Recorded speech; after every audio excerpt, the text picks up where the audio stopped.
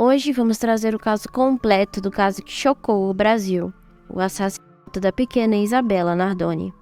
Isabella tinha apenas 5 anos quando foi jogada do 6º andar do edifício London, em São Paulo, na noite de 29 de março de 2008. O caso teve uma grande repercussão e o pai e a madrasta da criança, Alexandre Nardoni e Ana Carolina Jatobá, foram condenados por homicídio doloso qualificado.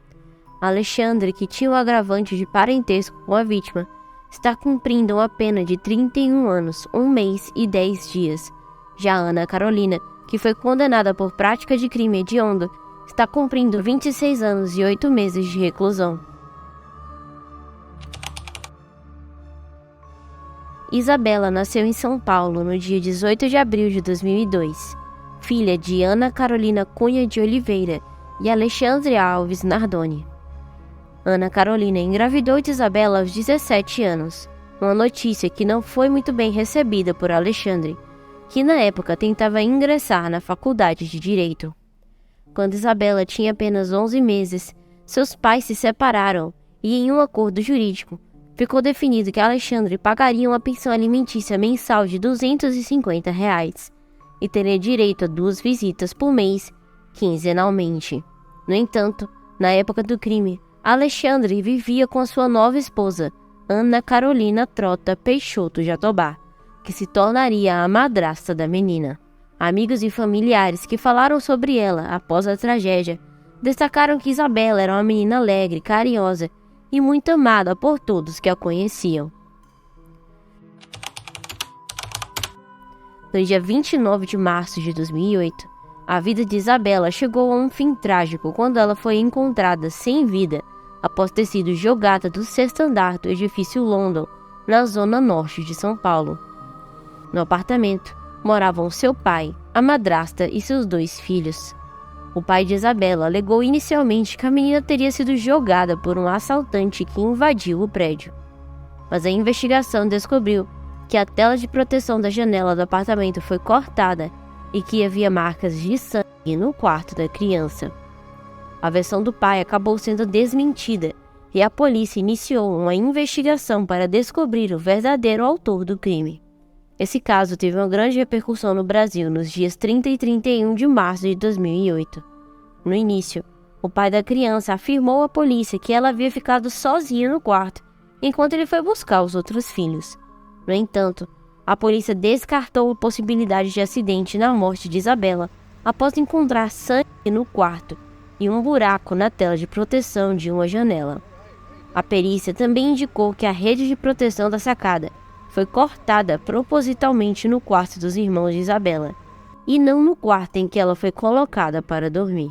Enquanto isso, os vizinhos relataram que as brigas entre Alexandre e Ana eram constantes nos fins de semana, quando os dois estavam na presença de Isabella. O tio da menina, no entanto, declarou que os pais dela tinham uma excelente relação. Na madrugada de 31 de março, Alexandre Nardoni e Ana Jatobá foram liberados da Polícia Civil após mais de 24 horas de depoimento. Uma vizinha do prédio afirmou ter ouvido gritos de uma menina pedindo socorro, mas não saiu do apartamento para verificar. A história do pai de Isabella de que a menina teria sido jogada por um assaltante foi desmentida pela investigação. O caso gerou comoção nacional e teve ampla cobertura da imprensa durante todo o processo de investigação e julgamento dos acusados.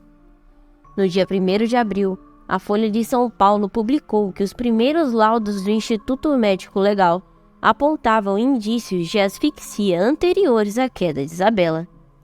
Os legistas duvidaram até mesmo de que a menina tivesse caído, já que o número de fraturas em seu corpo era baixo. Naquele dia, os 2 advogados do pai e da madrasta ficaram por cerca de 3 horas no distrito policial para acompanhar o caso. Após isso, um dos advogados revelou para a imprensa que a madrasta teria pedido as chaves poucos dias antes do crime. Os advogados disseram que cabia à polícia apontar as provas que incriminassem seus clientes, e não a eles.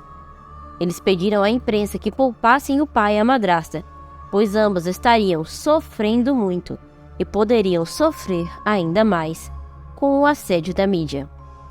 No mesmo dia, os peritos disseram que Isabela caiu de lado e fraturou o pulso. Ela também tinha marcas no pescoço e manchas no pulmão.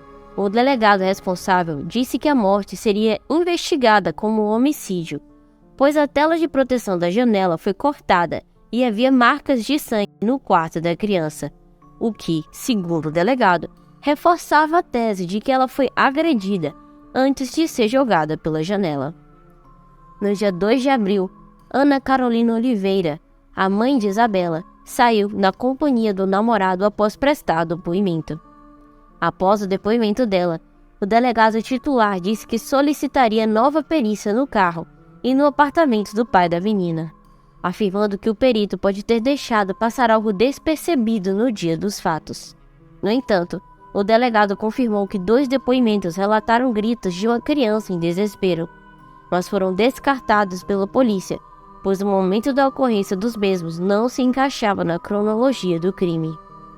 Uma das vizinhas que declarou ter ouvido esse grito testemunhou pela defesa. O delegado afirma que há 3 pontos que, em sua opinião, estão mais nebulosos: a ausência de um arrombamento na casa, o fato de que não havia nada entre os pertences do casal e, finalmente, nenhum indício de que alguém estranho tenha estado no prédio são intrigantes. Naquele momento, faltava pouco para o caso completar 30 dias e a polícia estava prestes a concluir o inquérito. Uma questão importante que ainda precisava ser resolvida era descobrir quem havia adulterado o local do crime para tentar transformá-lo em uma cena de latrocínio. O promotor designado para o caso explicou que as provas eram claras e apontavam para uma cena do crime adulterada. Ele afirmou que alguém havia tentado remover as manchas de sangue e, embora algumas tivessem sido removidas com sucesso, os equipamentos modernos de perícia conseguiram detectar a alteração. Essa tentativa de adulteração quase prejudicou a investigação. Em seus depoimentos, o pai de Alexandre, Antônio Nardoni, um advogado tributarista, e sua filha, Cristiane Nardoni, negaram ter limpado a cena do crime, mas a investigação continuava e todos esperavam que as autoridades conseguissem descobrir a verdade sobre a morte de Isabela. Depois da descoberta da adulteração da cena do crime, as investigações sobre o assassinato de Isabela continuaram. No boletim de ocorrência, constava que a porta do apartamento estava arrombada e que Nardoni teria visto uma pessoa fugindo após a tragédia. No entanto, no depoimento, ele afirmou que a porta estava trancada e não mencionou a existência de outra pessoa. Os peritos confirmaram que não havia nenhum sinal de arrombamento no apartamento, nem mesmo de furto. Os muros do condomínio eram baixos e de fácil acesso, e na época havia apenas um prédio em construção e um terreno baldio nos arredores. Mas a hipótese de que o invasor fosse morador do prédio não foi investigada. O pedreiro Gabriel Santos Neto, que trabalhava na obra vizinha ao prédio onde ocorreu o crime, disse que a construção teria sido arrombada na mesma noite, mas depois desmentiu o fato e não pôde testemunhar no julgamento. O repórter Rogério Pagnan, a quem Gabriel havia afirmado a história do arrombamento, acabou testemunhando no julgamento. Fernando Neves, tenente e comandante da Força Tática da área, chefiou as buscas do suposto ladrão e detalhou a operação dias depois, dizendo que foi feita uma varredura minuciosa no prédio e no quarteirão. No entanto, alguns meses depois, o tenente cometeu suicídio enquanto um mandado de busca e apreensão era realizado em seu apartamento, pois era alvo de uma investigação de pedofilia. As interceptações telefônicas autorizadas pela justiça descobriram que ele tentava um encontro com uma menina de 5 anos, a mesma idade de Isabela. Os registros oficiais do caso mostram que já havia policiais na área antes de o tenente chegar e que ele estava em outro local em serviço quando recebeu a ocorrência, via rádio, no caso de Isabela. Algumas fontes dizem que o tenente teria sido o primeiro a chegar, mesmo sem ter sido chamado. Após a descoberta da falta de arrombamento da porta, a polícia encontrou gotas de sangue em vários lugares, incluindo a entrada do apartamento, no quarto dos irmãos de Isabela e na tela da janela. O sangue era visível e o delegado notou assim que chegou, mas o pai omitiu isso em seu depoimento. No entanto, as manchas de sangue não puderam ser identificadas como sendo de Isabela, e sua data de criação não pôde ser dada precisamente. Em seu depoimento à polícia, Nardoni afirmou que passou o sábado na casa do sogro e chegou ao apartamento por volta das 11h30 da noite. O promotor esclareceu que o porteiro do apartamento do pai de Ana Carolina ainda seria ouvido para esclarecer o tempo de permanência do casal no local. Além disso, o laudo toxicológico indicou que não houve ingestão de bebida alcoólica ou uso de drogas pelo casal naquele dia. A primeira pessoa a encontrar Isabela caída no gramado foi o porteiro, que relatou ter ouvido um forte barulho e visto a menina já no chão. Um morador do primeiro andar também teria testemunhado o incidente, escutando um estrondo e avistando Isabela da sacada. Ele teria sido o primeiro a acionar o resgate, que demorou cerca de 13 minutos para chegar ao local. Durante a reconstituição do crime, um morador afirmou que Alexandre se ajoelhou ao lado do corpo de Isabela e encostou o ouvido em seu coração. Ele também teria dito para Alexandre não tocar na menina, para não prejudicar o estado dela. Os paramédicos tentaram reanimá-la por 34 minutos, sem sucesso. A perícia constatou que Isabela foi lançada pelos pulsos, que as marcas de suas mãos ficaram logo abaixo da janela, como também a marca de seus joelhos.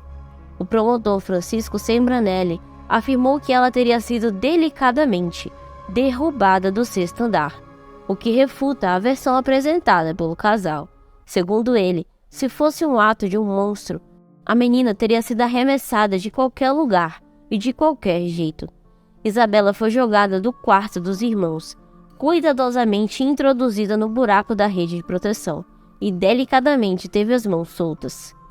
Se tivesse sido arremessada da janela de seu quarto, ela teria sofrido danos físicos ainda maiores por conta do piso de granito, ao contrário do gramado abaixo da janela do quarto dos irmãos. Quando o médico Laércio de Oliveira César examinou o corpo de Isabela, ele identificou sinais de que a menina havia sido espancada e asfixiada por esganadora ou sufocamento. Um osso da mão esquerda de Isabela estava quebrado, provavelmente por meio de uma torção, o que indicava que a fratura ocorreu quando ela ainda estava viva.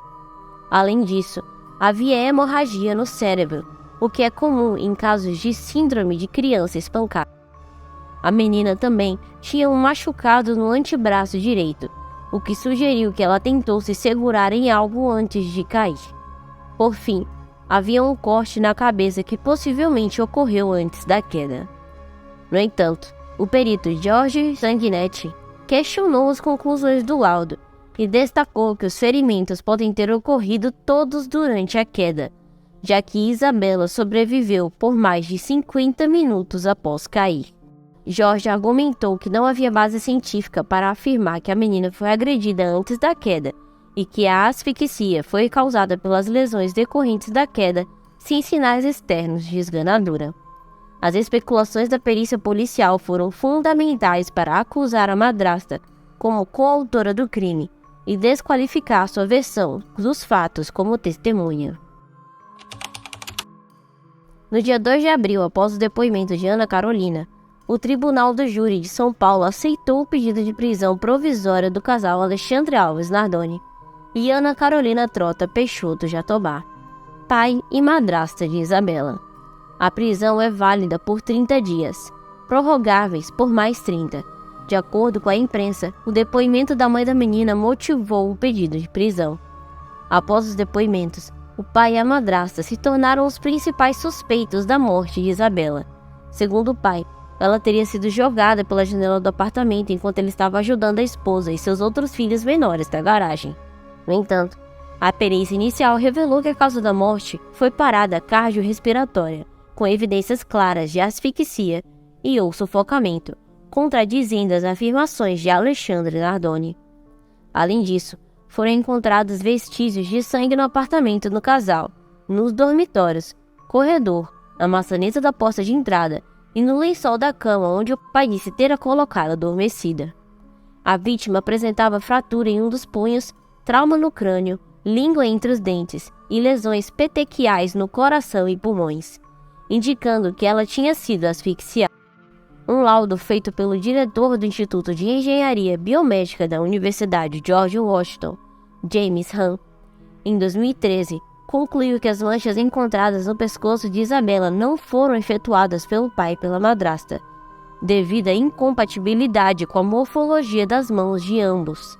No entanto, o promotor do caso afirmou que os resultados não alteram as provas existentes contra o casal. Após a prisão provisória do pai e da madrasta de Isabela, a polícia encontrou peças do vestuário do pai da garota em um banheiro de um apartamento inabitado do 6º andar do prédio onde ocorreu a tragédia, além de manchas de sangue nos bancos do carro da família. Testemunhas relataram ter ouvido uma discussão acolorada entre o casal na noite da morte da garota, e que a criança pedia por socorro. O caso policial tramitava em segredo de justiça, mas o juiz Maurício Fossen revogou a decisão após o promotor Francisco Sembranelli revelar alguns detalhes à imprensa. No dia 3 de abril, os advogados que representavam o casal se reuniram com a polícia para negociar a apresentação dos suspeitos, que se entregaram horas depois no Fórum de Santana. No entanto, na manhã do dia 11 de abril, o desembargador do Tribunal de Justiça de São Paulo concedeu habeas corpus e ordenou a soltura de Alexandre Nardoni e Ana Carolina Jatobá. No dia 31 de março, o corpo de Isabela foi enterrado no cemitério Parque dos Pinheiros, no bairro de Jaçanã, zona norte de São Paulo. Cerca de 200 pessoas, entre familiares e amigos, estiveram presentes no enterro, que ocorreu horas depois de o corpo ter sido liberado pela perícia. A imprensa foi impedida de acompanhar o evento, mas imagens aéreas feitas por helicópteros de algumas emissoras de TV foram divulgadas.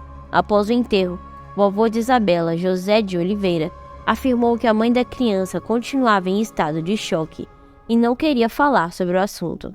Mais tarde, o avô declarou que a garota adorava os pais e que os outros avós eram maravilhosos com ela. Ele também afirmou que não havia explicação para o que aconteceu e que estavam querendo culpar o pai, que, segundo ele, não tinha nada a ver com o crime. Enquanto isso, a mãe de Isabela postou diversas fotos da filha no Orkut, que foram divulgadas pela imprensa. Ela recebeu mais de 100.000 mensagens de apoio por meio do site, e muitas comunidades foram criadas em homenagem à garota. No dia 18 de abril, a Polícia Civil indiciou Alexandre Nardoni e Ana Carolina Jatobá pelo homicídio de Isabela, no mesmo dia em que ela completaria 6 anos. No dia 20 de abril, Alexandre Nardoni e Ana Carolina Jatobá concederam sua primeira entrevista, exibida no programa Fantástico da Rede Globo. Eles negaram as acusações feitas pela polícia de que seriam os responsáveis pela morte de Isabela, e negaram as brigas no apartamento, como afirmado por um casal residente no prédio ao lado. Ainda afirmaram que as famílias Nardoni e Jatobá sempre foram unidas e trataram Isabela bem.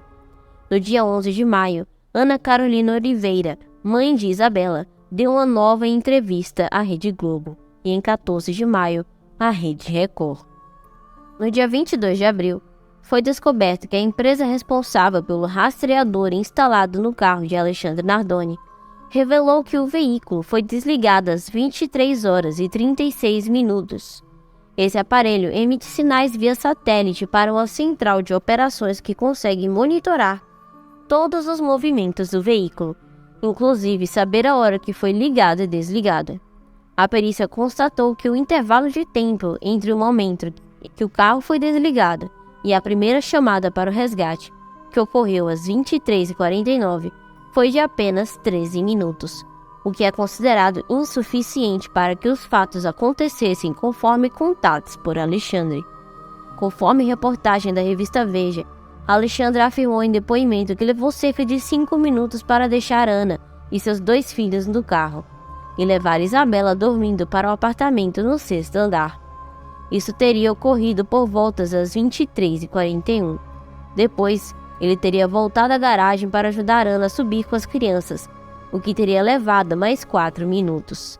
Esse trajeto teria acontecido às 23h45. No entanto, o registro do telefonema do vizinho que solicitou o resgate ocorreu apenas 4 minutos depois, o que é considerado muito pouco tempo para que um suposto invasor, alegado pela defesa, tenha asfixiado Isabela, cortado a rede de proteção da janela do quarto dos irmãos e jogado Isabela pelo buraco e saído do apartamento sem deixar vestígios. No dia 29 de maio de 2008, o juiz Maurício Fossen, da 2ª Vara do Tribunal do Júri de São Paulo, aceitou a denúncia do Ministério Público de São Paulo contra Alexandre Nardoni e Ana Carolina Jatobá, decretando a prisão preventiva de ambos. O casal decidiu se entregar à polícia, mesmo sabendo que a prisão só poderia ser efetuada após as 6 da manhã. Após o exame de corpo de delito, Alexandre foi encaminhado para o 13º Distrito de Polícia, na Casa Verde, e Ana Carolina para o 97º Distrito Policial em Americanópolis. No entanto, na manhã do dia 8 de maio, Ana Carolina foi transferida para a Penitenciária Feminina de Santana, na zona norte de São Paulo, por causa de ameaças de rebelião por causa das presidiárias. Mas, devido à persistência das ameaças, ela foi novamente transferida para a Penitenciária Feminina de Tremembé, a 138 quilômetros da capital. No dia 9 de maio, os advogados do casal Alexandre Nardoni e Ana Carolina Jatobá fizeram um pedido de habeas corpus no Fórum de João Mendes, localizado no centro da cidade de São Paulo. Porém, no dia 13, o desembargador Caio Eduardo, da 4ª Câmara Criminal do Tribunal de Justiça de São Paulo, negou o pedido. Insatisfeitos com a decisão, os advogados do casal protocolarizaram um novo pedido de habeas corpus feito com o pedido de liminar no dia 16 de maio. No entanto, o STJ também negou o pedido de liminar no mesmo dia, por entender que a decisão do Tribunal de Justiça de São Paulo estava correta. No dia seguinte à morte de Isabela, a imprensa e a opinião pública começou a questionar o pai, a madrasta e os parentes da menina. A rápida contratação de advogados pelo casal gerou suspeitas de que eles já esperavam a ordem de prisão.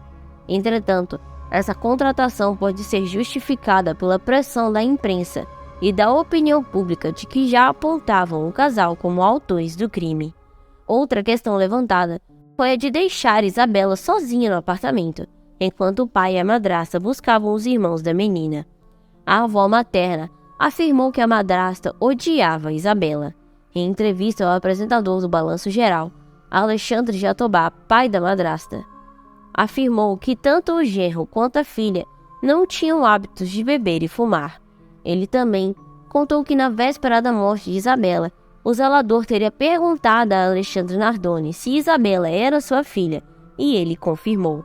No dia seguinte, pela manhã, o pai da madrasta encontrou Isabela conversando com o zelador, que negou ter ocorrido algo. Contudo, no depoimento, o zelador afirmou estar em outro lugar no momento dos acontecimentos, o que foi confirmado por diversas testemunhas.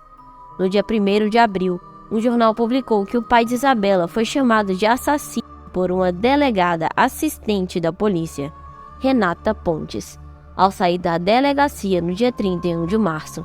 Segundo a reportagem, Alexandre ficou indignado com as acusações dos policiais e alegou ter sofrido coação, mas manteve a calma e respondeu às perguntas da equipe policial. A Secretaria de Segurança Pública não se pronunciou sobre a atitude da policial. Na ocasião, Alexandre reiterou sua versão dos fatos, afirmando que ao chegar ao prédio, pegou Isabela no colo para colocá-la para dormir e, em seguida, pegou os outros filhos enquanto Ana Carolina carregava um de seus filhos, Cauã. Em 2009, o caso Isabela Nardoni teve uma reviravolta, quando 3 desembargadores da 4ª Câmara do Tribunal do TJ decidiram por unanimidade que Alexandre Nardoni e Ana Carolina Jatobá seriam levados a júri popular. 2 anos após a morte da menina, o julgamento começou em 22 de março de 2010. O júri foi composto por 4 mulheres e 3 homens, e tanto a defesa quanto a acusação contaram com 16 testemunhas no total, sendo 11 de defesa, 2 de acusação e 3 em comum. 7 testemunhas foram dispensadas. Após 5 dias de julgamento, o juiz Maurício Fossen fez o pronunciamento, que foi transmitido ao vivo por várias redes de televisão, mas somente através de locução. O júri considerou o casal culpado por homicídio triplamente qualificado e fraude processual. Alexandre Nardoni recebeu a sentença de 31 anos, 1 mês e 10 dias, por ser pai de Isabela. E Ana Carolina Jatobá foi condenada a 26 anos e 8 meses, ambos em regime fechado. Eles também foram condenados a cumprir 8 meses e 24 dias por fraude processual em regime semiaberto. Por decisão do juiz, eles não poderiam recorrer da sentença em liberdade, para garantir a ordem pública. Logo após a leitura da sentença pelo juiz Maurício Fossen, o advogado Roberto Podival recorreu na decisão. No entanto, 10 dias após o julgamento, o mesmo juiz negou o pedido de recurso para um novo julgamento por júri popular e anulação da condenação. Após serem condenados pelo homicídio triplamente qualificado e fraude processual da filha Isabela, Alexandre Nardoni e Ana Carolina Jatobá cumpriram suas penas em regime fechado.